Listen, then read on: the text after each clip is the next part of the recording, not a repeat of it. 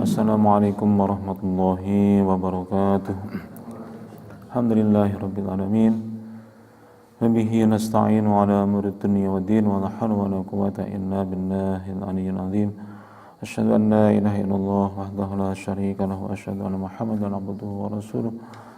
Alladzi la nabiyya wa la rasula ba'dahu. Allahumma shalli ala Muhammad wa ala alihi wa sahbihi wa man walahu ba'd. Jamaah subuh yang dimuliakan Allah Subhanahu wa taala, kita lanjutkan pada hadis yang belum selesai kemarin kita bahas, yaitu hak seorang muslim atas muslim yang lainnya, sampai kepada hak yang kelima atau yang terakhir dari hadis yang kemarin kita bacakan, yaitu menjawab atau mendoakan saudara kita yang bersin. Nah, ini merupakan hak seorang muslim atas muslim yang lainnya. Ini bab tentang yang namanya atos, ya. Atos atau bersin, ini bagian dari yang dibahas atau dijadikan sebagai pemahaman yang penting yang perlu diketahui oleh kaum muslimin, bagaimana sebenarnya hal ehwal tentang bersin itu sendiri. Adapun disebutkan dalam Sahih Al-Bukhari maupun Muslim, disebutkan tentang bersin ini bersama dengan bab tentang menguap, ya. Disebutkan dalam hadis tersebut, Bismillahirrahmanirrahim, Innallaha yuhibbul atas wa yakrahu at-tasa'ub. Jadi Allah Subhanahu wa taala itu mencintai, menyukai bersin, dan tidak menyukai atau membenci yang namanya tasa'ub, yaitu menguap, ya. Fa idza atasa fa hamidallah fa haqqun ala kulli muslimin samiyahu ay yusammitahu. Jadi kalau misalnya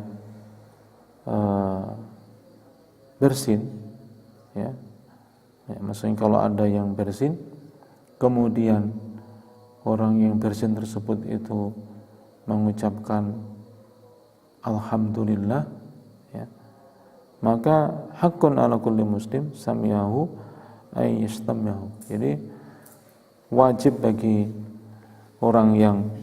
seorang muslim yang mendengarnya itu untuk kemudian tasmid, ya, yaitu mengucapkan atau menjawab dengan yarhamukallah, semoga engkau dirahmati oleh Allah Subhanahu wa taala. Jadi mengucapkan alhamdulillah, jawabannya yarhamukallah. Ini namanya kalimat tasmid, ya. Jadi samiyahu ayyusammitahu, ya. Itu untuk bersin. Wa amma at-tasa'ub, adapun yang namanya menguap, ya, tasa'ub fa innama huwa minasyaiton, ini datangnya dari setan, ya. Maka kalau misalnya kita menguap, maka petunjuknya adalah fal yaruddahu mastata'. Jadi kalau misalnya menguap, maka tolak semampunya, maksudnya kita tahan, ya, kita lawan, ya, jangan sampai kita biarkan, ya. Sampai disebutkan dalam hadis tersebut, fa idza qala ha, ya, kalau misalnya orang yang menguap itu sampai bunyi, misalnya seperti yang sering kita lihat atau mungkin kita juga melakukannya, itu kita menguap dengan membunyikan sesuatu, mengiringi penguapnya itu, maka dhahika minhu syaitan, itu setan itu akan mentertawakan. Dia tertawa dengan melihat ada kaum muslimin yang menguap kemudian dibiarkan begitu saja. Nah, maka hadis ini kuncinya adalah khusus untuk menguap, maka fal yaruddah mastata'a. Jadi harus ditolak, harus dilawan dengan sekuat tenaga. Nah, adapun kalau kita mendengar orang yang bersin kemudian dia itu mengucapkan tahmid, yaitu alhamdulillah, maka kita wajib untuk menjawabnya. Maka kalau dibahas dalam syarahnya Syekh Utsaimin dalam Riyadhus Shalihin disebutkan kembali berbicara mengenai masalah hukum, maka hukumnya adalah fardu kifayah. Jadi misalnya ada dalam sebuah forum, ya ada lebih dari 10 orang misalnya, ada satu yang bersin, maka namanya fardu kifayah. Asal ada satu yang kemudian menjawab dengan tasmid itu, dengan yarhamukallah, maka itu mencukupi. Namun kalau misalnya semua menjawab itu juga tentunya baik, ya, karena berhak untuk memenuhi hak dari saudaranya, ya. Nah, jadi pertanyaan berikutnya adalah bagaimana kalau kemudian orang yang bersin ini dia tidak mengucapkan hamdalah? Apakah kita perlu menjawabnya? Ya tentu tidak. Misalnya setelah wahing, setelah bersin, dia diam saja, ya, tidak ada hamdalah, maka kita tidak punya kewajiban untuk menjawabnya. Namun sebagai seorang muslim yang baik, kalau kita mengetahui ada orang saudara kita yang bersin, tentu alangkah baiknya kalau diingatkan kalau dia tidak mengucapkan hamdalah, ya, kita ucapkan alhamdulillah, ya, jangan lupa mengucapkan alhamdulillah, baru kemudian kita bisa menjawabnya. Nah, maka kemudian untuk membantu bab ini, ya, kepada poin yang satunya lagi yaitu mengenai menguap, ya, kalau tadi disebutkan dalam Sahih Al-Bukhari dan Muslim itu ungkapannya masih umum, yaitu falyaruddah mastata'a, yaitu lawan atau tolak semampunya. Maka tentang menguap ini masih ada lagi hadis yang lainnya dari Muslim juga, dikatakan idza tasawaba ahadukum falyumsik biyadihi ala fihi. Jadi kalau misalnya salah seorang di antara kalian itu menguap, maka tahan dengan tangannya, falyumsik biyadihi, ya, jadi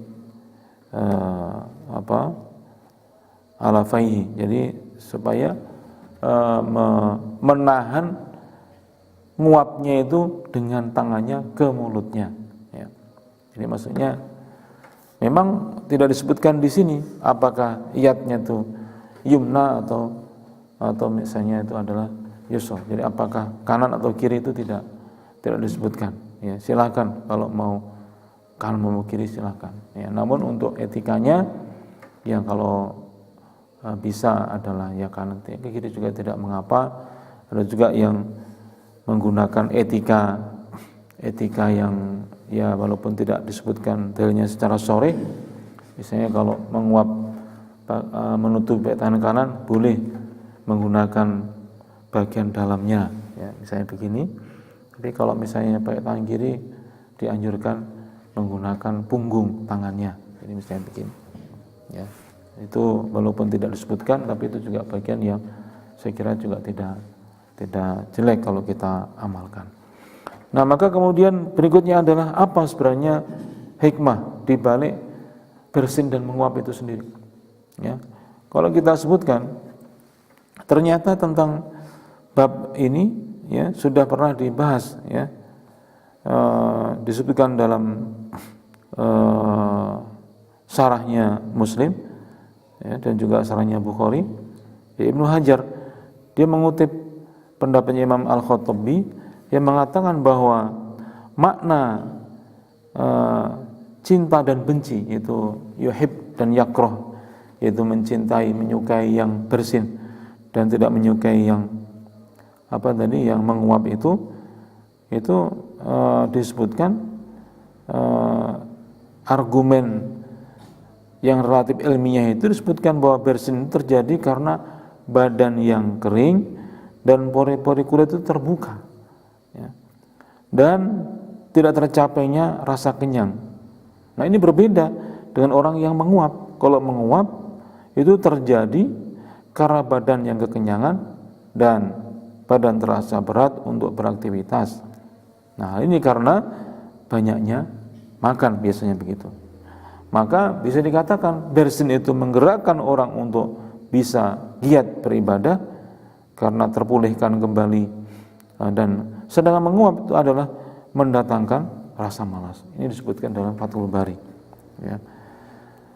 Nah, maka jamaah sekalian, kita juga perlu memahami bahwa ini urusannya bukan sebatas kita ini mengamalkan hal-hal yang sunnah, tapi juga kita harus paham ini memang manfaatnya sangat baik. Ya. Kalau kita sebut bersin menguap, memang kebalikannya. Kalau bersin itu mengeluarkan yang ada dalam tubuh kita, ya, maka kenapa kita mengucapkan hamdalah? Karena itu apakah namanya virus, bakteri, kuman dan sebagainya itu dikeluarkan secara alamiah melalui bersin itu sendiri. Maka kemudian dengan keluarnya ya segala macam bentuk gangguan, termasuk mungkin bibit penyakit, virus, bakteri itu, maka kita mengucapkan hamdalah atau alhamdulillah. Sebaliknya kalau kita menguap, maka ada sesuatu yang masuk tanpa filter. Ya, itu berbeda dengan kalau melewati hidung. Ya, ada bulu rambut lubang hidung. Tapi kalau misalnya menguap, ya kita tidak menutupnya, maka ini peluangnya untuk masuknya berbagai macam virus dan bakteri itu sangat besar. Ya, karena kita menarik udara masuk ke dalam tubuh kita. Ya, maka kemudian kita disunnahkan, dituntut untuk fanyuruddahu mastata'a, untuk menolaknya sekuat yang kita mampu. Nah, demikianlah hak yang terakhir yang perlu kita pahami adalah 5 hak seorang muslim atas muslim yang lainnya, yang pada yang kelima ini kita dapati ini mungkin kita sebut ini hal yang remeh, hal yang kecil, tapi Rasulullah SAW menuntun kita semuanya bukan untuk merepotkan kita, karena tidak ada yang repot tentang bab ini, bahkan kita bisa kemudian merasakan kelegaan dan selalu ingat kepada Allah dan Rasulnya bagaimanapun keadaan kita, termasuk ketika kita bersin maupun kita menguap. Nah, semoga kita semuanya bisa untuk mengamalkannya, menjaganya, ya. Adab yang baik ini menjadi ciri khas seorang muslim, sekaligus juga bagian dari pengamalan kebersamaan atau bagaimana kita membangun kebersamaan sesama muslim. Apabila mereka bersin, maka kita doakan. Dan sebaliknya, kalau kita sudah mengucapkan yarhamukallah, maka yang bersin juga hendaknya menjawab yahdikumullah yuslih balakum. Jadi semoga Allah menunjuki kamu dan juga memperbaiki keadaanmu. Ya, itu saya kira yang bisa saya sampaikan. Ada lebih kurangnya mohon dimaafkan. Allahu minkum. Subhanakallahumma bihamdika asyhadu an la ilaha illa anta astaghfiruka wa atubu ilaik. Wassalamualaikum warahmatullahi wabarakatuh.